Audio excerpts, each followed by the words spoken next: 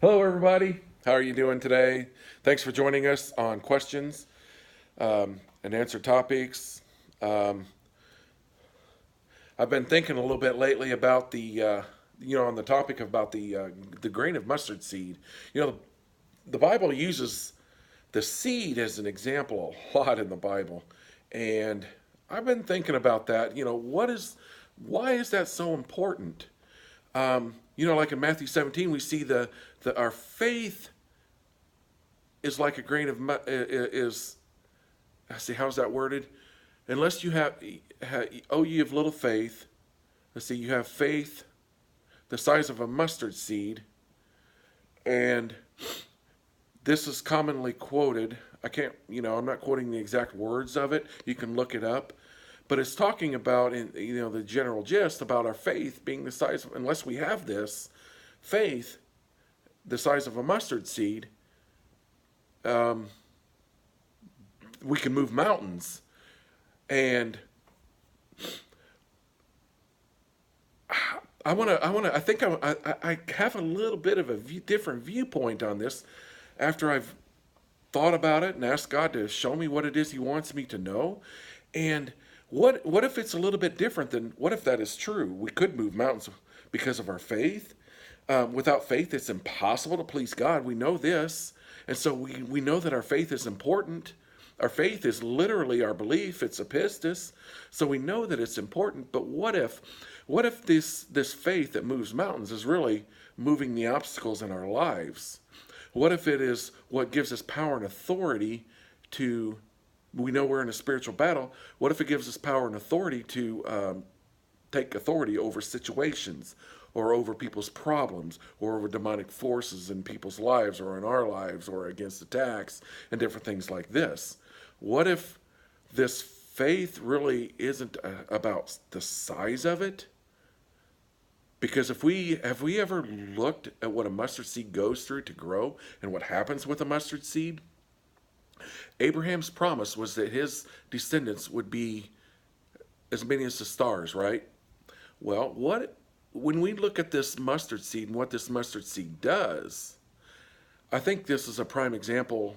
Using this and talking about this is a prime example of why this is so important to protect the truths and to understand the truths and to stay true to the truth. Because a mustard seed is actually a little bitty small seed. But when it grows, it can go through rocks, it can go through sand, it can go around tree stumps. It does a lot of stuff. And a lot of this is used in the parable of the sower.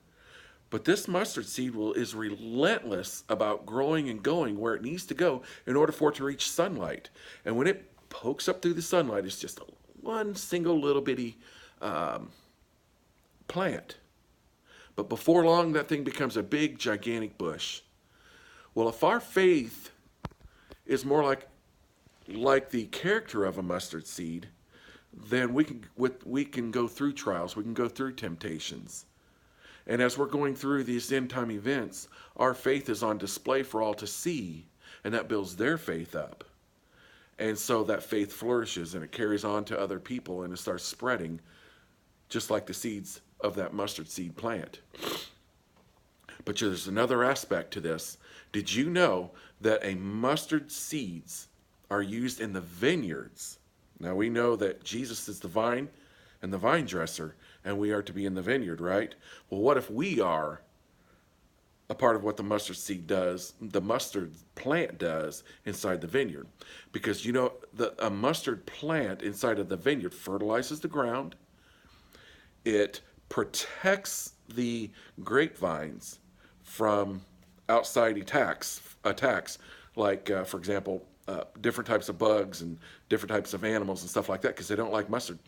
They don't like the mustard seed plant, so they don't get to the grapes. Protects it from the birds and the raven, different things coming in and eating the fruit and stuff like that, because they don't like the smell of the mustard plant. So it protects the vine. You know how we are called to protect the word and guard the word, and we're to guard our hearts and get into the word and let the word abide in us and different things like that.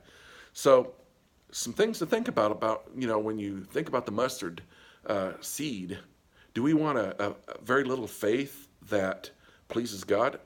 Or do we want the faith that pleases God, that flourishes and grows and becomes a whole bunch of faith that pleases God? So, thanks for joining us today. God bless, and we'll talk to y'all later. Bye.